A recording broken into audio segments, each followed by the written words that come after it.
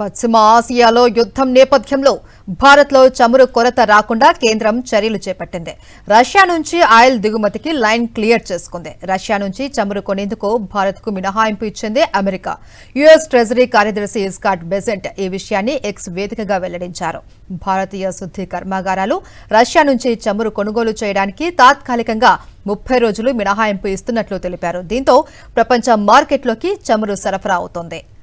ఇప్పటికే సముద్రంలో చిక్కుకుపోయి ఉన్న రష్యా నౌకల నుంచి మాత్రమే చమురు కొనుగోళ్లు జరగాలి అని బెసెంట్ స్పష్టం చేశారు. దీంతో ఆ దేశానికి ఆర్థిక పరంగా పెద్దగా ప్రయోజనం చేకూరదు అని విశ్లేషించారు.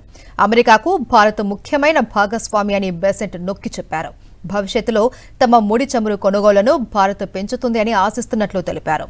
2022 నుంచి రష్యా చమురును భారత్ పెద్ద ఎత్తున దిగుమతి చేసుకుంటోంది. అయితే యుఎస్తో ఇంటీరియం ట్రేడ్ డీల్ కుదుర్చుకున్న కారణంగా రష్యా ఆయిల్ దిగుమతికి భారత్కు అమెరికా అనుమతి తప్పనిసరి. ఈ క్రమంలో భారత్కు మినహాయింపు ఇస్తూ అగ్రదేశం నిర్ణయం తీసుకుంది. ప్రస్తుతం అంతర్జాతీయ మార్కెట్లో బ్రెంట్ క్రూడ్ ధర $83 వద్ద కొనసాగుతోంది.